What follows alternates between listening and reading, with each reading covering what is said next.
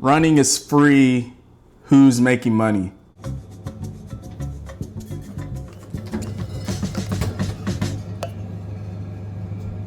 Running has been around forever. It's the oldest activity in human history. But the numbers behind running now are extraordinary. Take a look. I know running, people make jokes. They're like, when was running invented? It was invented 776 BC. So before that, that means humans just weren't running. So, right? This graph showing the number of activities uploaded to Strava each year. That was growing until something happened in 2020 when things took off. What could have possibly happened in 2020? I feel everything goes back to the pandemic. I feel everything goes back to COVID. Pokemon cards getting crazy, popularity again, streaming, social media. I feel just low key, like if something if you have a question about something today, I feel the answer is linked back to COVID. Oh, this used to be a, what store closed down? I don't know. This used to be, blah, blah, blah store. Now it's gone. What happened, COVID? Oh, why are all these stores closed down and no one's moved in? Oh, COVID. I don't know, bro. I think everything's like linked back to COVID somehow, some way. But apparently running is as well. What a time that was. Strava now records billions of activities every single year and has over 135 million users. Is Strava not just a running app? Is Strava also, can you bike on Strava too? I didn't know that. I've been getting into biking lately. I've been doing a lot of indoor biking, but I want to get a bike. I thought Strava was just running. Worldwide. It's absolutely insane growth. But that's not all. Today, I'm in Peckham Rye Common. I come here all the time, and there's people running every day. I see a lot of Hoka, I see a lot of Asics, I see a lot of On Running. But I also see a lot of Garmin, I see a lot of Apple Watches, and I see a lot of Fitbits. Running is free, but with all of this wearable tech and all of this drip, running can be very expensive. So with millions more people choosing to run now than ever before, who is making money from it? I'm Jordan, and I'm on a mission to bring the business of sport to 1 million people. Today, we're in Peckham. We're going to break down the numbers, the extraordinary numbers behind running. So, running is free, but who's making money? Strava has to be making money from running ads for sure. I think you also get money from the Apple Store if people download your app. So Strava's making money that way. How else can you make money? Running company, clothing companies are buying running clothes from there. Shoe companies buying shoes from there to run. Electrolytes, so supplements, unnecessary running gear that people get. Who else is cities when they host like 5Ks, 10Ks, marathons, stuff like that. So it's a lot of people making money off of running. Run clubs. I know people charge for run clubs. You're paying to be, I don't know. If you're paying to be in a run club, don't do that. You don't need to pay for that. Like, and I know this will probably be weird, but like, if a run club is trying to charge you, bro, literally just run behind them. Just follow their route. Figure out what route they're on, and then just run with, like, you don't need to pay to be in a run club. Like, running is free, like the video says. If you're paying for a run club, please stop. Don't do that. You're paying for friends, I guess. That's the way to look at it. You're paying for friends. All right. I really explore who's making money from this crazy explosion in the sport. Running might be free, but an entire ecosystem has been built around the modern runner. There are tech platforms recording every kilometer. Wearable companies are selling hundreds of pounds worth of tracking devices. Footwear brands are fighting to sell you the next breakthrough running shoe, and races and That's true. Like you always, I think your shoes have a certain amount of mileage before they break down. You gotta get a new pair. So I definitely understand, like especially like if you're just getting into running, like you're pretty hyped about it. So it's interesting that you want the best technology, but like how far can a running shoe go? Obviously, like comfort, durability. I think also like long distance, I think it's supposed to be a wider toe box, and a short distance is supposed to be a tighter toe box. But like, what makes a shoe the best running technology? I don't know. That's interesting. Competitions are now selling out in minutes, awaiting participants. And trust me, we're gonna get through them all. But first, we have to start with the tech bros, because the software capturing the data is big business. Strava are the first real winners of the running boom. Strava launched in 2009, but in 2026, the scale is now enormous. In fact, look at this graph. This graph shows the number of users Strava has each year for the past 10 years. The users were growing pretty well and pretty healthily until 2020, which accelerated everything. Like I said, man, let's go back to that. Like I said, we're growing COVID. Pretty well and pretty healthily until 2020, which accelerated everything. COVID, I feel like I said earlier, just that's the answer to everything. Like that's insane growth. Before COVID, it looks like they were gaining about 10 million users a year. No, 5 million users a year. And then from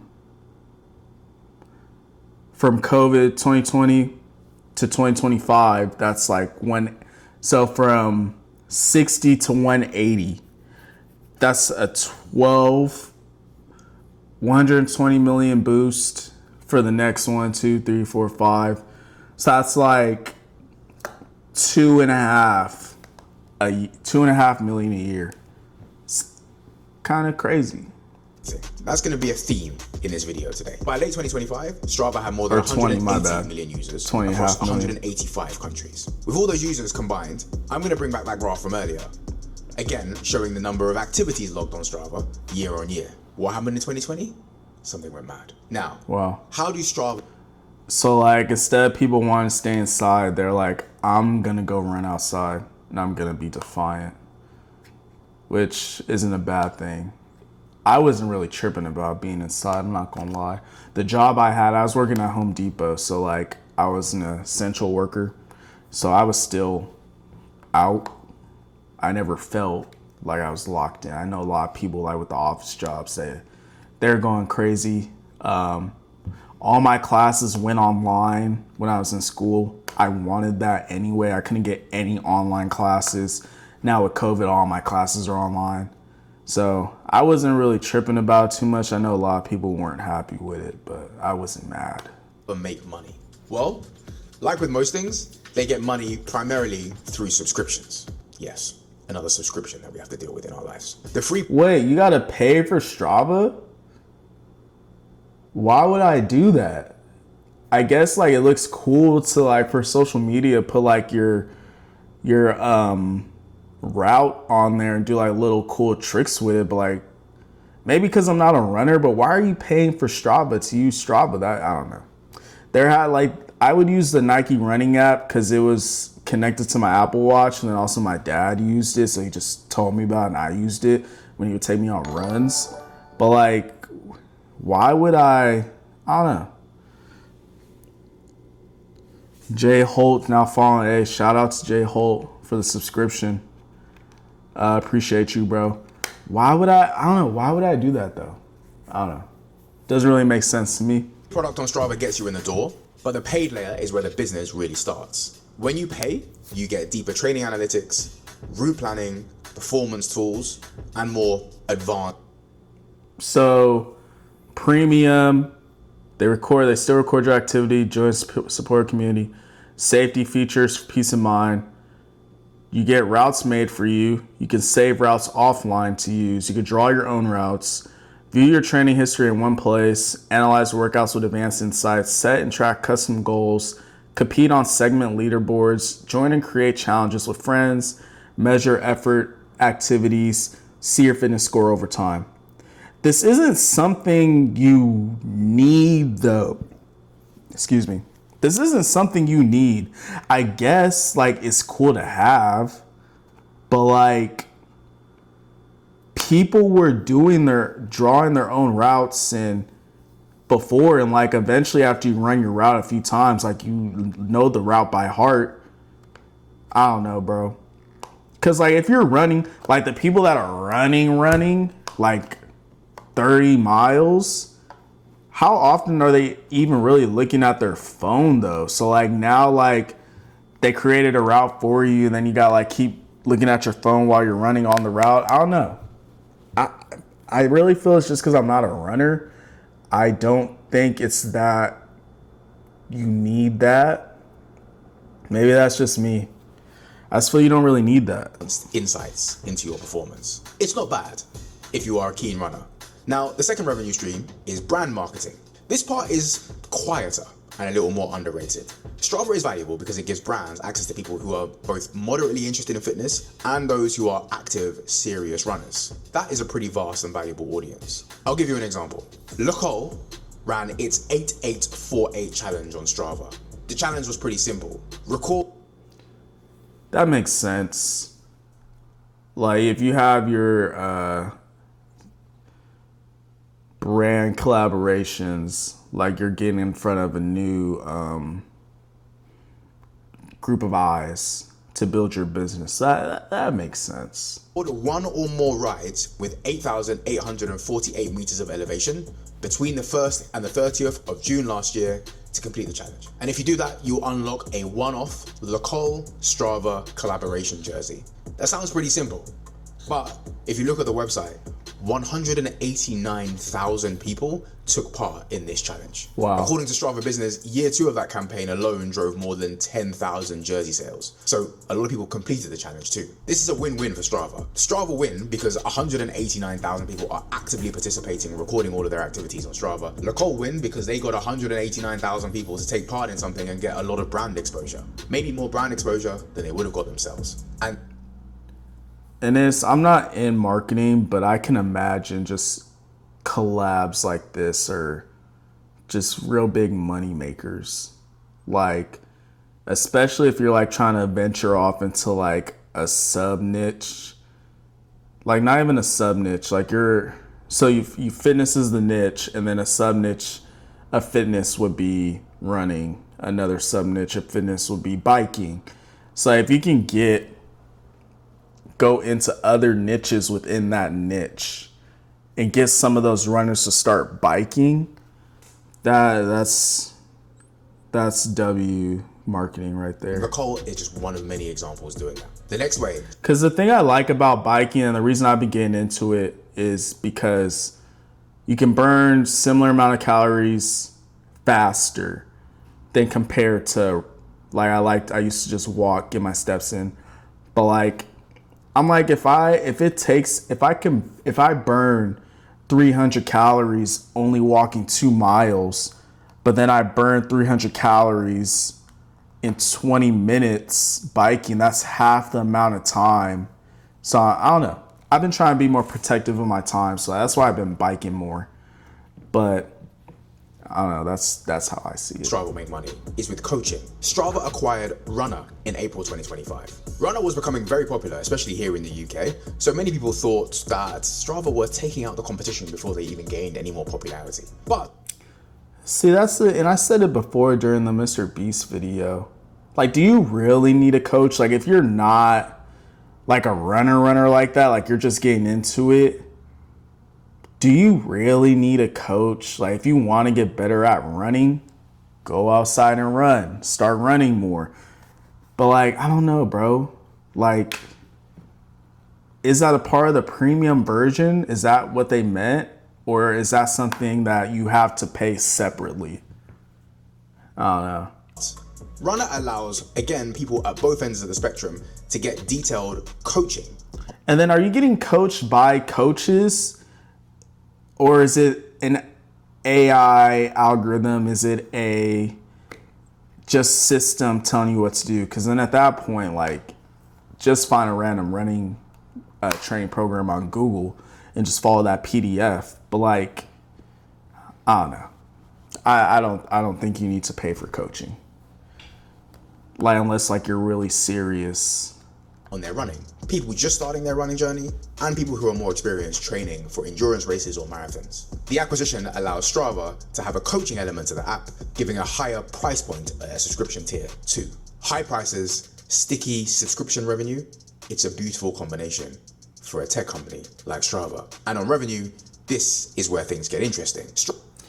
I think, and I don't know when this started, maybe during COVID when companies start to realize it's just the subscription model of having an idea of how much money you'll get month to month, having that coming in, like it could be very lucrative.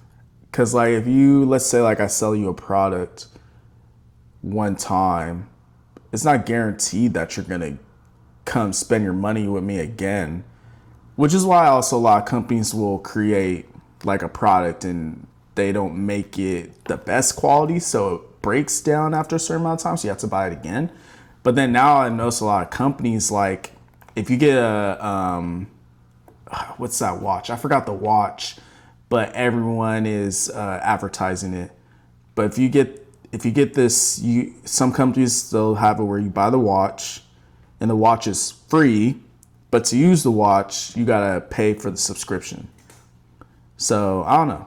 A lot of companies have been getting into that subscription model for things. Strava is private, so there's no public audited annual report. But a Wall Street Journal report released in May of 2025 said that they are targeting $500 million in ARR in the near future. What does a company like Strava trade at in the public markets?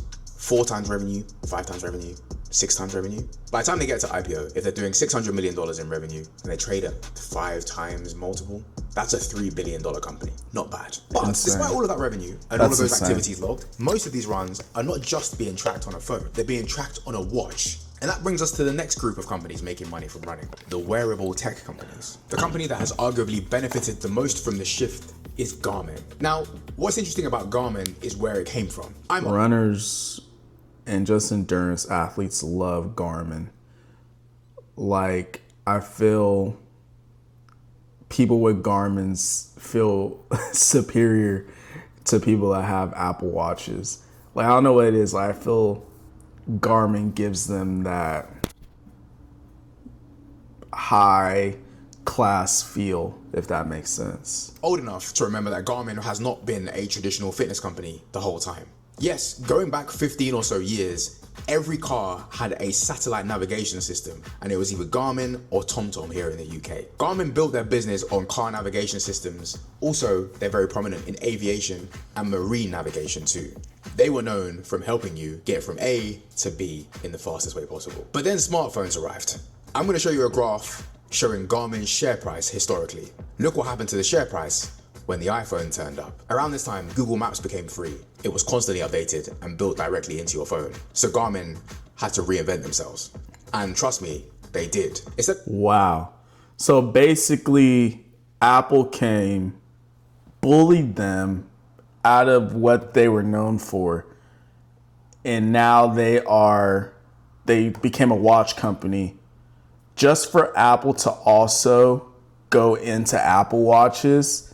So they're just constantly like, Apple is like the Michael Jordan of whatever. And Garmin is like John Stockton, I guess. Just constantly getting beat up on, or like LeBron on the Cavs against the whole Eastern Conference. Like, you think you have a good team, and then here comes LeBron. Instead of helping people navigate the roads, they started helping people navigate performance, fitness, running endurance sports. And today, after many years, granted, that pivot is starting to pay off. Based on their last earnings report, Garmin now generates over $7 billion in annual revenue. But what's fascinating is how that revenue is distributed amongst the company. The fitness division, the part most directly linked to running, is now the largest segment in the entire business. In 2025, Garmin's fitness segment generated $2.36 billion in revenue. But what's crazy is that is up from $1.34 billion in just 3 years. On top of that, the fitness segment delivered over $725 million in operating income in 2025 alone. Again, like Strava, high quality, but also high margin revenue, which is difficult to do when you're making physical products. Garmin watches allow you to track distance, pace. So is that where the subscription model comes in, where you're trying to get that extra income to make up for it? Because paying for that tech is not cheap. I don't know. Heart rate, recovery, sleep, training load, all of that becomes data. And that data feeds directly into platforms like Strava, which means, in a weird way, these two companies and these two industries kind of just grow together side by side. More data into Strava leads to more runners leads to more watch buyers, and more watch buyers leads to more revenue for both companies. That's facts. Cause like when people get into fitness, it's like a step-by-step thing. You get into it, you're real excited, doing heck of research on it, looking up a heck of different workouts, going to the gym every day, constantly working out. Now you're buying wearables. Now you're buying training apps. Now you're buying more clothes. Now you're buying supplements. It's like a huge the fitness industry for getting newbies can make a lot of money off of newbies.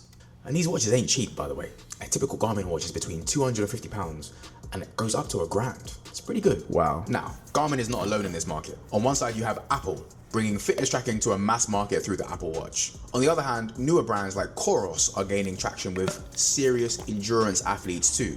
But Garmin still dominates the core running market. And like I showed you earlier, you can see the impact of that shift in their stock price. Excuse me.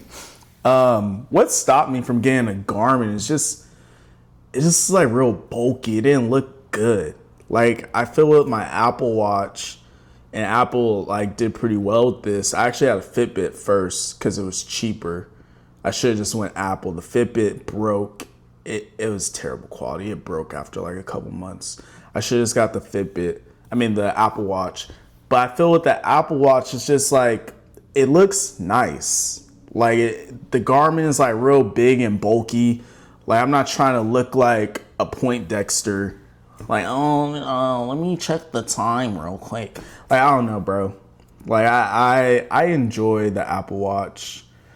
It just looks nice. That's the reason why I didn't get a Garmin. Once again, I can draw a line here at 2020. Things started to change pretty significantly after that. So there we have it. Millions of runners are now spending hundreds of pounds just... Bro, it's just everything's linked to COVID. Stock prices insane. COVID. Everything's COVID, bro. Everything's COVID. To measure their runs. But even with those expensive watches, that's not where the biggest money sits. Because if you look around any park or any place where there's lots of runners, you'll notice something else. What people are wearing on their feet. And this is where the real money in running starts to show up. The global shoe market is now worth tens of billions of dollars. And as more people started running after 2020, demand for performance footwear went through the roof. The company that best represents this shift is ASICS. ASICS has always been... Bro, A6. Am I saying it wrong? It's A6. Why does it say ASICS? ASICS. Is that his... Is that just his accent?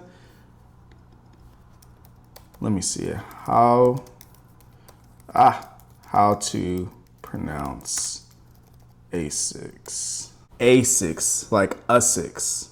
ASICS? It's ASICS? What? Bro, this whole time I thought it was ASICS. Wow. A6. A6. A6. He's saying A6, but the pronunciation is ASICS on their Wikipedia page. A sound mind and a sound body.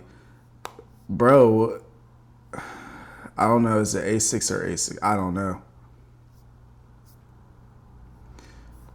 Well, we'll just say we're both correct for now. I'll figure it out.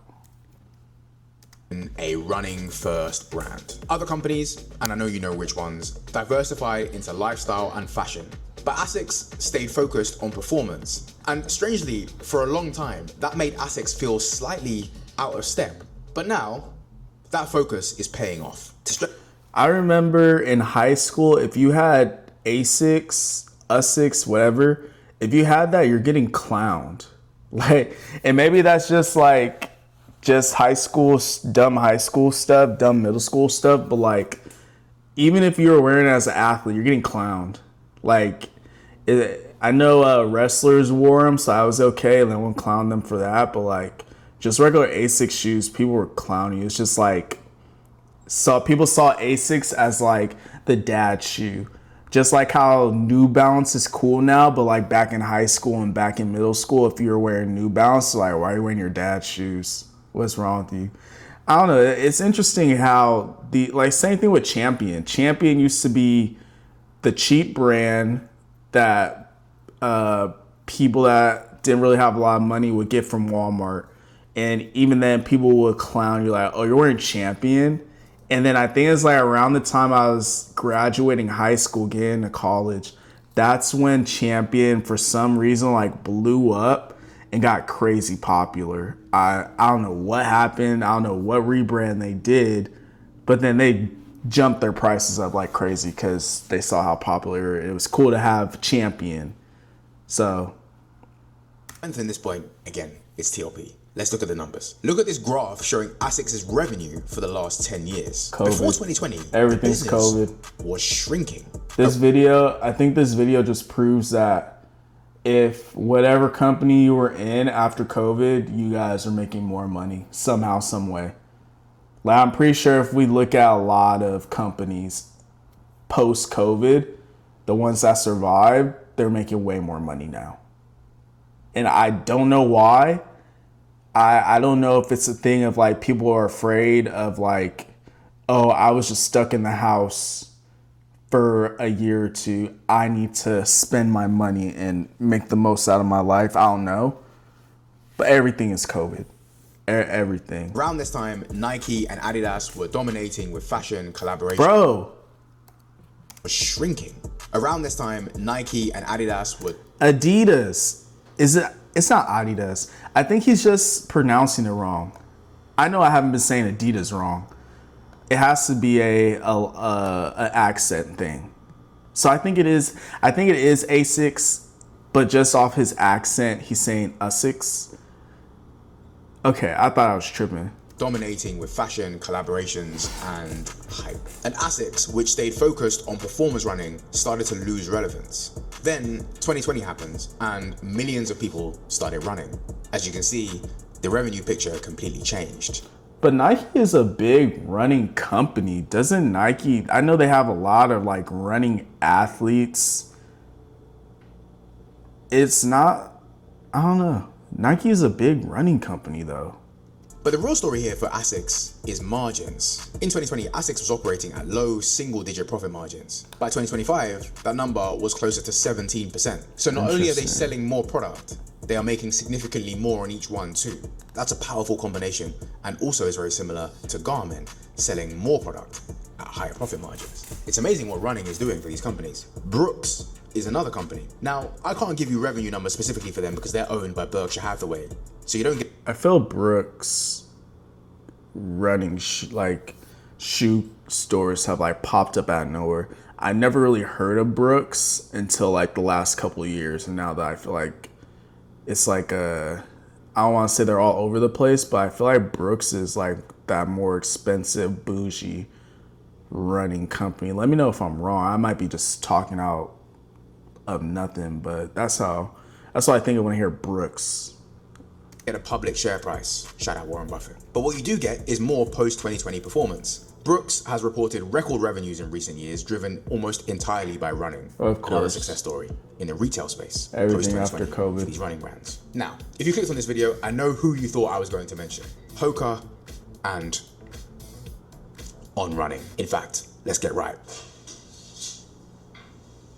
I've mentioned this before, I'm an On Running guy. I love the brand. Shout out Federer.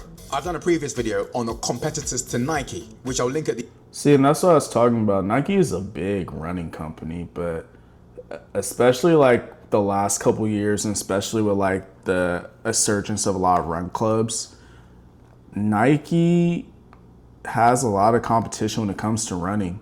Like I'm not a runner, but when I talk to my runner friends, I'm like, oh, I was thinking about getting these Nike Pegasus running shoes. Should I get those? And they like looked at me like I spit in their food. They're like, why would you get that? You don't want that running shoe. You should get blah, blah, blah, blah, blah. Nike isn't. I'm like, bro, I'm not. I just want to shoot a run in. Like I didn't know Nike wasn't like that when it came to running. Like for me, bro, I played football, basketball, baseball, basketball and football. I was wearing Nikes. My senior year, I switched to some Adidas because those shoes were lighter. But like everything for me was just Nike. It's like I was Nike down, but I guess like that's not. If you want to be cool, don't wear any Nikes when you're running. The end of this video where I go much deeper on those two companies. But for now, they almost exactly mirror the same trajectory as the other companies we've discussed too. They've seen unbelievable growth post 2020, and I'm going to show you two things, one for Hoka and one for On Running. Hoka is owned by Deckers, and the numbers for Hoka are pretty striking. If you look at the Deckers share price, you see the same pattern again, relatively flat before 2020, and then a sharp rise from that point onwards. Then there is On Running, which is slightly different because of how strong the fundamentals are for that company. On Running is now generating over 3 billion Swiss francs in revenue with gross margins of 62.8%. 3 billion Swiss francs? How much is that? 3 billion Swiss francs in USD. That's still... Oh, 3 billion. Well, that's still 3 billion. That's over $3.5 billion in USD. That's a lot of money. It's a lot of money. Crazy. That is extremely high for a footwear company and reflects their positioning at the premium end of the running market. And this is the bigger point. Getting into athletic footwear is not easy. These companies are massive institutions with complex supply chains, global distribution, and serious scale. But post-COVID, as running participation has surged, the companies that have positioned themselves in performance running have... This video should be how running has affected everything post-COVID.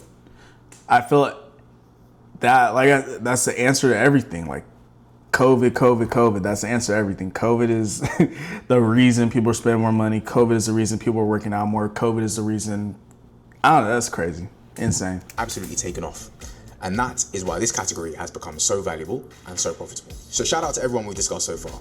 But we're nowhere near finished because most runners are not just buying these shoes and these watches to run around their local park. They're buying them for something more specific, a race. And when you start training properly for something specific, you realize pretty quickly there's more to it than the footwear that you're wearing. One thing I massively underestimated when I started running more seriously was hydration. Most wellness companies now sell you more running.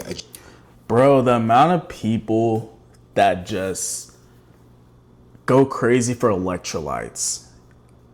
I feel if you're not running that hard, if you're not sweating that much, if you're not working hard, you don't need electrolytes. You're getting scammed. I promise you, go eat, bro, go eat whatever. Get some sodium in that way. Eat a banana, get some potassium in that way.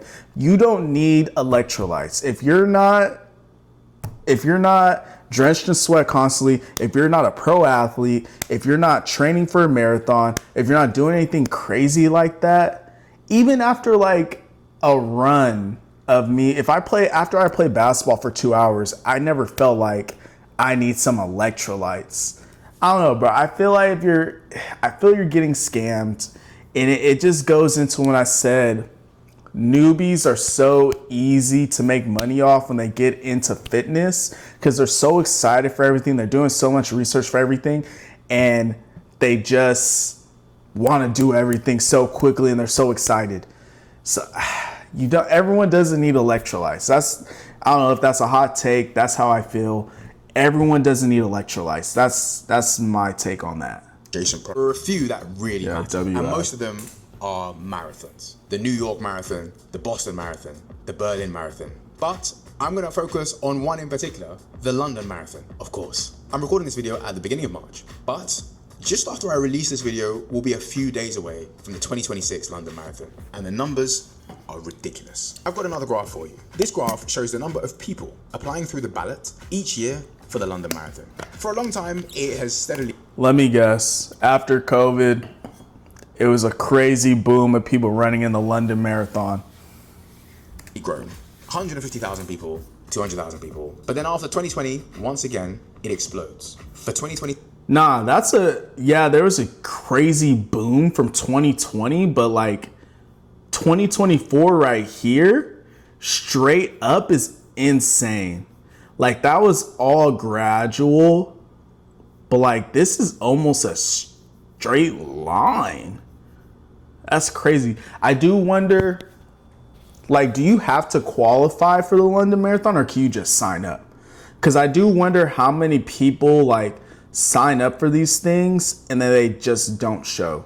Like, I know you gotta pay, but there's a lot of people that pay for this stuff and then they still don't do it.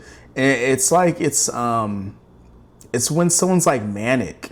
I'm not saying all the people that don't show up, they're manic, but like people go through these manic episodes where like you get so excited for something, like, oh, you're motivated, like, oh, I'm gonna go back to school, I'm gonna get my life together. And that same night, because they're going through a manic episode, they're signing up for all these classes and they're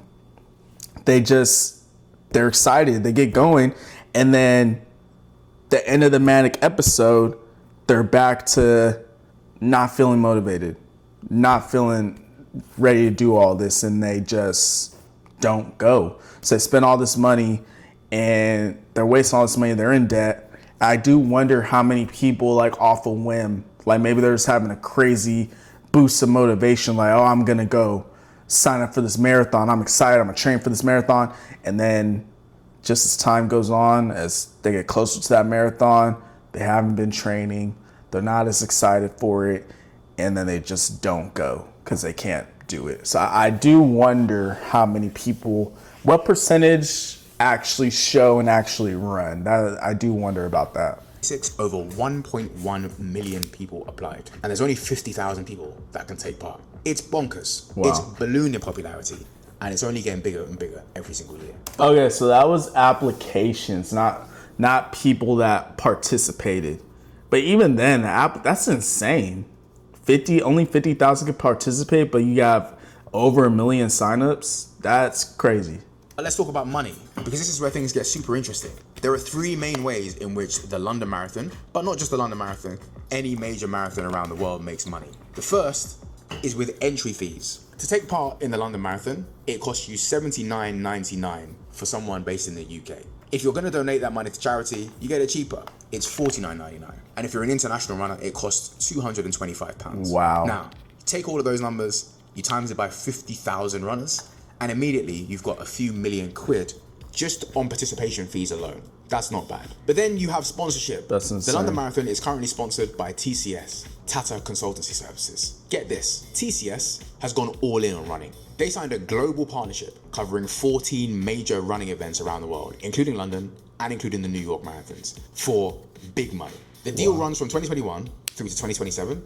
And across those events, I couldn't find the specific number, but reports suggest they are spending over $300 million sponsoring these major running competitions. I'm old enough to remember when it was the Flora London Marathon, then it was the Virgin Marathon, but now TCS have taken over. And think about the brand visibility for them. I remember when I was in high school, Virgin was everywhere. I wonder what happened to that company. I'm sure the company's still around, but Virgin, like Virgin Airlines, Virgin, I've seen so much, just Virgin everywhere. Random. Thousands of runners, amazing brand alignment, All major marathons are amazing days, amazing energy, a lot of active participation. Bro, I always see videos of people in marathons, and like the really, really good runners are always like doing something crazy. And I always just think it's an insane flex where they are like just on that this clip right here, someone's running a dinosaur costume, someone's running a Batman costume. It's crazy how some people like they'll get crazy good times, and like they'll have like their baby in a stroller the whole time while they're running, or like they'll be just in a suit. Someone like ran a marathon in a suit. It's just like insane to me. Excuse me.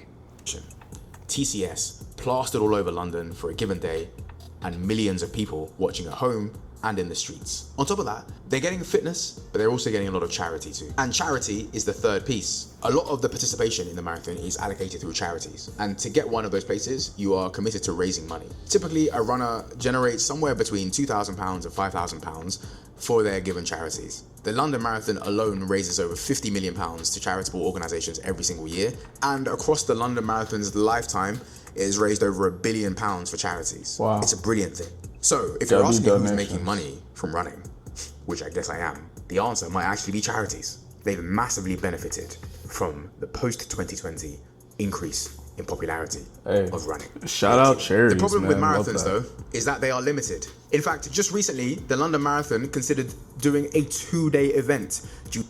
That also makes sense why the boom worked. It's just like the perfect storm. Because you're not supposed to run 1 million marathons in a year. Like, you gotta allow your body to recover.